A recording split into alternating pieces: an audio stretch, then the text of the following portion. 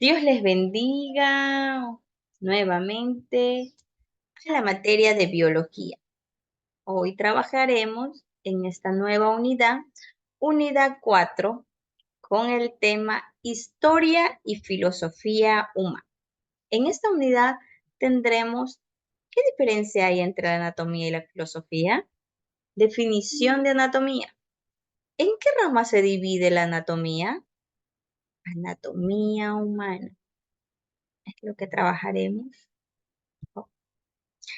Dice, ¿qué diferencia hay entre la anatomía y la fisiología?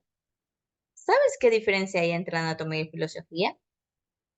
Aunque parece fácil, a la hora de la verdad, puede surgir confusión.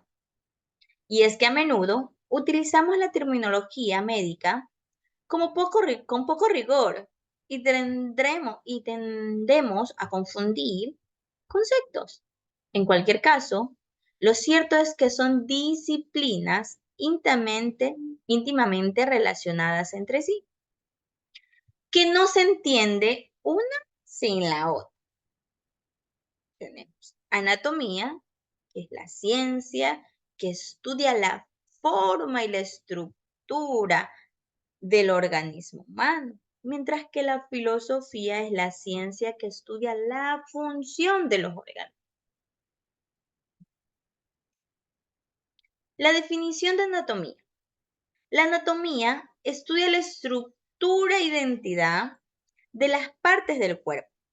De acuerdo con la definición que nos brinda la Real Academia Española, RAE, es la ciencia que estudia la estructura y forma de los seres vivos y las relaciones entre las diversas partes que la constituyen.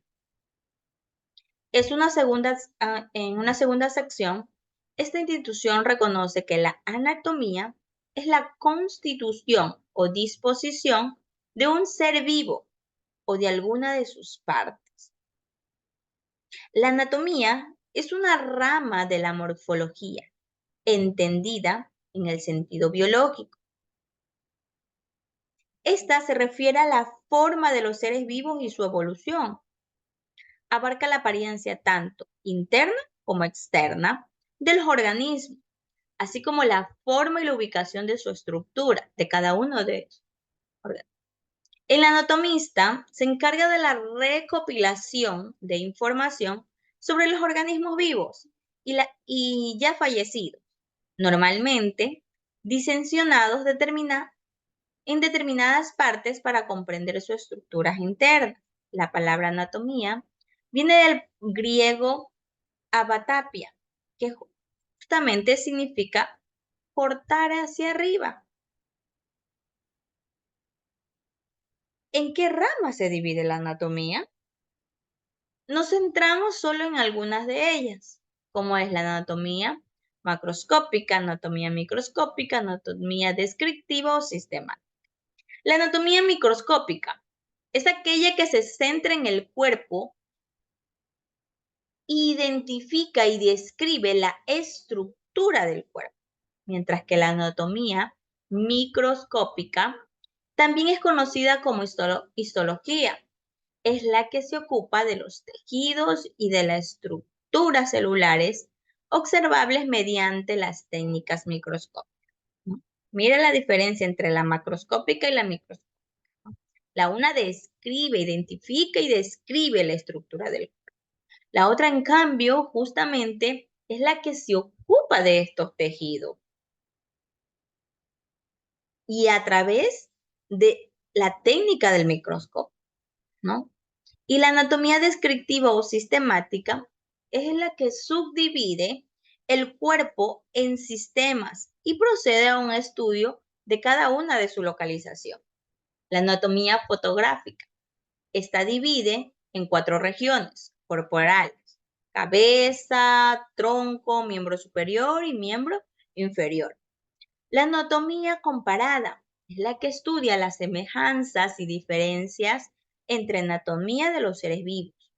La anatomía radiológica, la que se utilizan técnicas de imagen para estudiar la estructura orgánica. La anatomía patológica es la que estudia la transmisión desarrollo y efecto de las enfermedades, mientras que la anatomía animal es la que se centra en las especies animales. La anatomía vegetal es la que se encarga de cada una de las plantas, como sus tejidos y estructura de cada una de ellas. La anatomía humana. El cuerpo humano es, en su posición anatómica, el cuerpo humano comienza con piezas que intrinsifican cada una de sus estructuras. Hay aproximadamente 200 huesos y 650 músculos, 79 órganos y suficientes vasos sanguíneos para rodear la Tierra 2 veces. Los conceptos básicos y térmicos de la anatomía. Anatomía es originaria del griego antiguo. Se compone de las raíces ana y to. Probablemente esta última raíz griega te resulta conocida, que puede traducirse como disección o diseccionar, que implica el estudio de la estructura de un cuerpo humano. Esta disciplina, de 2000 años de antigüedad, por personas muy importantes en la historia de la anatomía como Leonardo da Vinci, entre otros. Las extremidades superiores en la anatomía humana. Dice que tienen 3 planos anatómicos principales que se dividen en el cuerpo. A simple vista, frontal, lateral y transversal. Estas vistas muestran la posición y las relaciones entre las estructuras anatómicas. Se describen con términos precisos, por ejemplo, superior, inferior, lateral y otros. Los movimientos también pueden describirse mediante los términos estándares aceptados como flexión y extensión. Los métodos de explorar la anatomía humana, cuestionada en la tabla, tenemos que la anatomía regional o topográfica organiza el cuerpo en partes definidas, como miembro superior, miembro inferior, el tronco, la espalda, el tórax, el abdomen, el pelvis, la cabeza, el cuello, la neuromatomía. En la anatomía sistémica, dice que evalúa el cuerpo por sistemas definidos, tegumentarios, músculos esqueléticos, nervios, endocrinos, circulatorios, respiratorios, digestivos, urinarios, reproductivos, hasta los linfáticos. En la anatomía microscópica, se observa la estructura microscópica de cada uno de los tejidos y órganos. En otros métodos nos dice que la anatomía clínica aplica secciones justamente a través de imágenes médicas. Nuestro miembro superior consta de 4 partes principales: hombro, brazo, antebrazo y mano. A su vez, la movilidad de esta extremidad la proporcionan las articulaciones de los hombros, codos y muñecas, sobre las cuales actúan varios músculos. También debemos considerar que una acción depende de la inervación y su viabilidad de una nutrición y un suministro sanguíneo que debe estar adecuado. Estas extremidades, cambio, inferiores, en el miembro inferior tiene 4 partes principales: la cadera, el músculo, las piernas y el pie. La flexibilidad ocurre gracias a las articulaciones de la cadera, la rodilla y el tobillo, que permite poder patear, saltar, ponerse en cuclillas o menear el cuerpo en la pista de un baile. El miembro inferior contiene algunos de los músculos más poderosos del cuerpo. Estos organismos van justamente en varios comportamientos. Algunos vasos importantes, como las arterias femoral, irritan esta extremidad. A lo largo del cuerpo, los nervios ciáticos también se encuentran en nuestros miembros inferior. El tronco y espalda, ¿no? Son los miembros superiores e inferiores que están unidos a una estructura anatómica llamada tronco, comúnmente conocida como torso. El tronco está compuesto por varias regiones llamadas tórax, abdomen, pelvis y espalda. Atravesando verticalmente en el centro de la espalda se encuentra una columna vertebral que contiene la médula espinal. Los músculos grandes de la espalda, como el trapecio, el dorsal ancho y el romboides, así completan los músculos más profundos y pequeños. Están unidos en varios puntos de la columna vertebral. Los músculos de la espalda te ayudan a mantener una postura, ¿no? Para poder mover tus brazos, escoger tus hombros y tener tu movimiento. El tórax. El pecho se llama tórax y se ubica dentro del cuello y abdomen. Esta región puede considerarse el centro del sistema circulatorio y el actor principal de la respiración,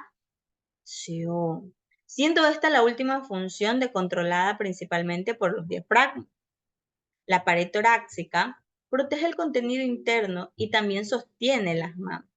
El tórax es tan complejo por dentro como por fuera. Internamente está formado por una cavidad torácica cuya función principal es proteger algunos órganos internos, como los pulmones. Estos dos órganos vitales están envueltos justamente en una membrana llamada pleura.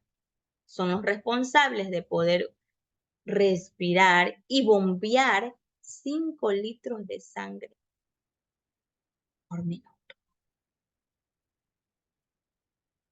El abdomen. No, continuamos hacia esta región inferior que es del tórax. Nos encontramos con el abdomen y la pelvis. Estas dos regiones a menudo se enseñan por separado, pero sus contenidos se mezclan en una gran cavidad abdominopélvica.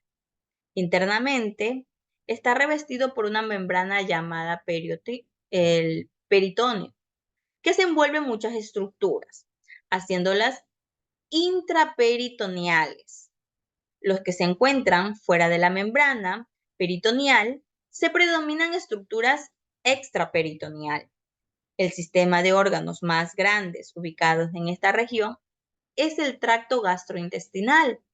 Los intestinos responsables de absorber cada macronutrientes y micronutrientes que miden un total de un 7,5 metros, que equivale a 4 seres humanos, apilados unos entre otros. En el interior de esta cavidad del abdomen, abdominopélvica, se encuentran 4 órganos accesorios que ayudan al tracto gastrointestinal a realizar sus funciones. Estos son el hígado, la vesícula biliar, el páncreas y el vaso. Ayudan especialmente en la digestión de proteínas y gases, así como en su procesamiento metabólico. Forma un sistema completo que funciona simultáneamente para eliminar cada uno de estos desechos y poder reaccionar frente a situaciones como miedo o estrés. Tu abdomen y pelvis albergan algunos de estos vasos sanguíneos más grandes del cuerpo. Son estructuras de gran calibre que transportan litros de sangre e irrigan órganos importantes y otras estructuras más distintas. Por ejemplo, si a la aorta, a una arteria renal, se rompe durante un evento traumático, la persona moriría en un... No, imagínense, se rompe una arteria donde estemos asustados. Puede causarnos la muerte. Muchas personas, a veces de mucho estrés, mucha preocupación, se les ha roto una arteria. Imagínense al regarse en nuestro cuerpo esa sangre. Se pierde la vida. La cabeza y cuello. Además de las extremidades, desde el tronco se extienden 2 regiones, más que funcionan perfectamente de armonía. Un cuello fuerte y móvil y la cabeza una estructura de 5 kilos de peso que contiene al cerebro.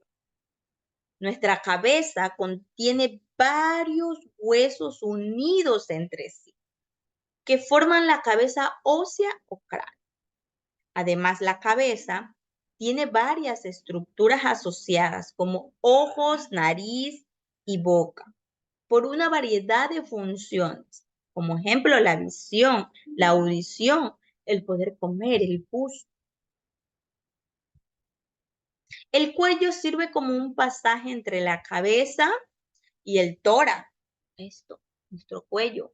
Las cavidades nasales y bucales continúan en la faringe, comúnmente conocidas como garganta, ¿no? Este conducto muscular facilita el movimiento de los líquidos, alimentos y el aire hacia el estómago y las tráqueas respectivamente. El cuello también alberga cartílagos, músculos, órganos, vasos sanguíneos y nervios. La neuroanatomía.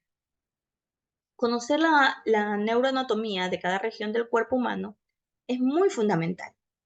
El sistema nervioso controla toda una de las funciones de nuestro cuerpo. Están involucrados en procesos fisiológicos como el control de la temperatura corporal, los movimientos voluntarios y pensamientos de orden superior en la conciencia y comportamiento emocional entre nosotros, ¿no? El sistema nervioso tiene dos divisiones: el sistema nervioso central y el sistema nervioso periférico. El sistema nervioso central, SNC, está formado por el encéfalo y médula espinal, que a su vez están protegidos por membranas llamadas meninges. Tanto el cerebro como la médula espinal tienen líquidos cefalorraquídeos, LCR. El encéfalo humano actúa como un sistema operativo del cuerpo y se compone por 4 partes principales: el cerebro, la estructura subcorticales, el tronco cefálico y el cerebelo. El cerebro está dividido en 6 lóbulos. La mayor parte del encéfalo humano es el responsable de la cognición. La médula espinal es la continuación del tronco encefálico y se ubica en el interior de la columna vertebral. Consta de 5 regiones: región cervical, torácica, lumbar, sacra y cox. Los nervios espinales emergen de una médula espinal a través de los espacios entre vértebras, transportando impulsos nerviosos hacia la periferia y el recibimiento de estímulos desde la periferia. El cerebro y la médula espinal se comunican a través de las vías neuronales, llamadas tractos cortioespinales. El sistema del cuerpo humano. El cuerpo humano consta de sistemas fisiológicos que abarcan múltiples regiones y están compuestas por muchas estructuras anatómicas. Los 10 sistemas son el tegumentario, el músculo esquelético, esquelético muscular, el nervioso, el endocrino, el circulatorio, el respiratorio, el digestivo, el urinario, el reproductivo y el linfático. A diferencia de la anatomía regional, el enfoque sistémico divide de ubicación o proximidades. Este enfoque cubre la anatomía desde una perspectiva más fisiológica, estudiando cada una de las estructuras que cumple una función corporal en su conjunto. El sistema tegumentario es el sistema que está compuesto por la piel y sus estructuras asociadas, panerios, como los folículos pilosos, las uñas, las glándulas sudoríparas y las glándulas páncreas. Está involucrada en una gran variedad de funciones incluidas con la protección, la sensación táctil y térmica, en la regulación de temperatura a través del sudor.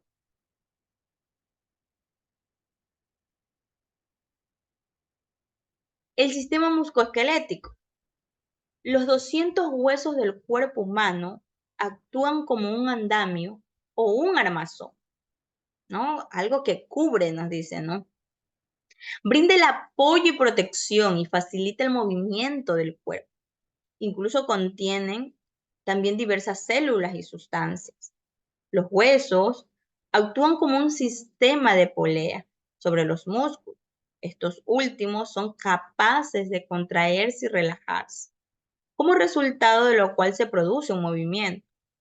De este modo, los huesos y los músculos forman el sistema musculoesquelético.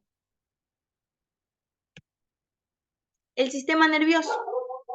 Los nervios del sistema nervioso son los responsables de transportar impulsos eléctricos que permiten la comunicación entre el cerebro y la médula espinal, los órganos de los sentidos y todas las estructuras anatómicas periféricas.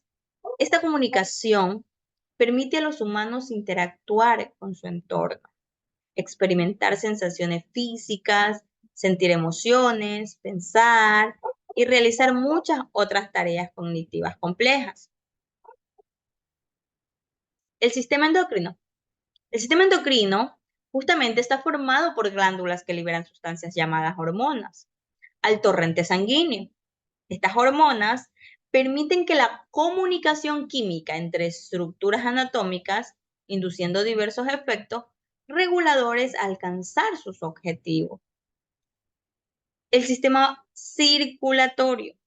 El sistema circulatorio es el responsable de mantener con vida o proporcionar sangre a las arterias oxigenadas en cada parte de nuestro cuerpo. El jugador clave aquí es justamente el corazón, un órgano que bombea la sangre oxigenando cada una de las arterias. Esta sangre luego regresa al corazón a través de cada uno que se forma de estas arterias como sangre desoxigenada.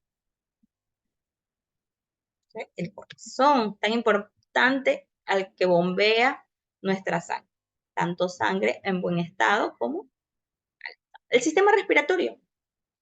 Dice respiratorio, ¿no? El que podemos nosotros. Su función principalmente es mantenernos con vida mediante la inhalación. Inhala, exhala, ¿no? Inhalar el oxígeno y la eliminación de dióxidos de carbono. Los pulmones o los alvéolos representan el lugar donde ocurre un intercambio de gases, el cual involucra una serie de membranas y turbiosos conductos de aire para poder realizar esta tarea, ¿no? El sistema digestivo o el aparato digestivo y su funcionamiento. El sistema digestivo es esencial en un sistema cavitado, en dos aberturas. Consta además de varios órganos. Los alimentos se ingieren a través de la boca, se procesan, absorben dentro del sistema digestivo y los desechos sólidos se van justamente a desechar, como las heces, se eliminan y son eliminados a través de este conducto que es el ano. El sistema urinario. El sistema urinario excretor es la principal unidad de filtrado del cuerpo humano, siendo el responsable de purificar la sangre y eliminar los desechos. Nuestra sangre fluye continuamente y es filtrada a través de estas sustancias no deseadas o tóxicas, resultantes a través de la vejiga y finalmente se elimina a través de la orina. El sistema reproductivo. El sistema reproductivo es la generación de nuevas descendencias. Es el que transmite nuevos genes a estas generaciones. El sistema reproductor femenino produce óvulos y nutre al feto en desarrollo de un nacimiento. Por otro lado, cambio el sistema reproductor masculino es el que sintetiza los espermatozoides y los entrega al óvulo para que haya una fertilización, ¿no? Para un nuevo ser. El sistema linfático es el que participa en la eliminación de líquidos intersticial de los tejidos. Él es el que transporta todos esos gases absorbidos después de una digestión y tiene su función inmunológica. Las células y moléculas inmunitarias viajan a través del sistema linfático, tomando muestras de la linfa en busca de posibles invasores y generando una respuesta inmune si es necesaria. El cuerpo tiene anatomía y está compuesta por el sistema esquelético, sobre el que actúan los músculos, facilitando finalmente su movimiento. El sistema nervioso y endocrino son los principales reguladores. El sistema respiratorio y el circulatorio nos mantienen vivos, facilitando la respiración y bombeando sangre por todo el cuerpo, mientras que el sistema digestivo permite la alimentación. Los desechos resultantes son eliminados y excretados del cuerpo por un sistema urinario. Y el sistema reproductor es el que evita que la humanidad se extinga, mientras que el sistema linfático es el que transporta la linfa y juega un papel importante en la protección de los microorganismos. Entonces, cada sistema tiene su función que ayuda a nuestro organismo, a nuestra supervivencia. La anatomía microscópica. Hasta ahora hemos hablado de una anatomía macroscópica, la cual se ocupa de las estructuras macroscópicas del cuerpo humano. Sin embargo, ¿qué sucede a nivel microscópico? Donde las estructuras son demasiado pequeñas para ser observadas a simple vista. La anatomía microscópica es la segunda en la anatomía humana. Es el estudio de tejido, su organización en órganos y sistemas del organismo. Dado que esta subdivisión de la anatomía se ocupa de las estructuras que apenas son observables a simple vista, como arterias, venas, capilares y nervios microscópicos, explota el poder del aumento de los microscopios. Los términos anatomía microscópica e histología a menudo se usan indistintamente, pero son bastante diferentes. La histología tiene un alcance mucho más amplio y se ocupa en la estructura y organización de los tejidos de los niveles, desde los componentes intercelulares hasta las células en los órganos. Por el contrario, la anatomía microscópica tiene un alcance más limitado y esta se ocupa únicamente de las microestructuras y la organización de los tejidos en los órganos. La anatomía microscópica describe el músculo esquelético formado por fascículos y fibras, mientras que las neuronas están formadas por axones y cuerpos o somas neuronales. Sin embargo, la histología implica mucho más, incluida la estructura interna de las fibras de cada célula muscular, de los axones, así como la apariencia de los núcleos en el cuerpo. ¿Qué es la filosofía? La definición de filosofía, según la Organización Mundial de la Salud, OMS, dice que la filosofía es la ciencia que estudia las funciones vitales de un organismo. Recurriendo de nuevo a la Real Academia, encontramos que la siguiente definición, ciencia, que tiene el objeto de estudiar las funciones de los seres orgánicos. Según la etimología de la palabra, deriva del griego physis, que significa naturaleza, y logos, que significa estudio o conocimiento. Así pues, su primer significado fue algo, así como el estudio de los fenómenos naturales. La fisiología estudia cómo los organismos desarrollan sus funciones físicas y químicas. En el medio interno, El agua es la molécula más abundante del cuerpo humano y se supone que alrededor del 55% del peso total de un adulto, aproximadamente el 65% de dicha agua, se encuentra en el interior de las células, que constituyen el líquido intracelular. El resto se encuentra fuera de la célula y es el líquido extracelular. Una pequeña parte de este líquido extracelular es el llamado líquido transcelular, que se acumula en determinadas cavidades anatómicas, como el líquido pleural en la pleura, líquido los cefalorraquídeos en el sistema nervioso central, el líquido sinovial en las articulaciones, el líquido pericárdico en el pericardio y el líquido peritoneal en el peritoneo y líquido intraocular en el interior del ojo. El líquido extracelular se encuentra en el constante movimiento dentro de un organismo. Está mezclado rápidamente por la circulación de la sangre y la difusión entre las mismas de los líquidos tisulares, y contienen los iones y nutrientes que se requieren para cada una de estas células. La retroalimentación positiva también se la conoce como el círculo vicioso y es regularmente fatal para un organismo que no lo padece. Un ejemplo para ilustrar este concepto es cuando un hombre sufre una hemorragia grave, ¿no? De 2 litros de sangre, provocando que el volumen de la sangre sea tan baja que el corazón no disponga del suficiente como para poder ser bombeado eficazmente. Este corazón hace que el bombeo sea más débil.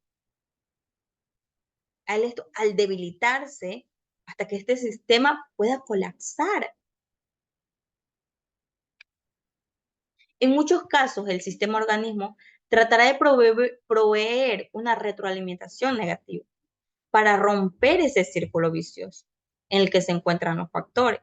Si en el ejemplo de la hemorragia, la persona en lugar de 2 litros fuera solo 1 litro, la pérdida de esta sangre, la retroalimentación negativa para controlar el gasto cardíaco y la presión arterial compensarán la manera eficaz de la retroalimentación positiva y la persona se recuperará sin dificultad. Durante un parto ocurre un efecto beneficioso de la retroalimentación positiva con las hormonas oxitocinas. ¿Dónde estudiar anatomía? La anatomía es una asignatura de la carrera de medicina, aunque también existen ciclos formativos superiores de FP que se preparan para convertirse en un profesional del sector. En este caso, el ciclo FP de la anatomía patológica y citodiagnóstico, partiendo de este, se puede acceder a carreras universitarias como medicina, enfermería, biología, farmacia, etcétera, ¿no? Muchísimas gracias, que el Señor Jesús me los bendiga a cada uno. Éxitos en sus labores. Nos vemos en la siguiente unidad. Bendiciones.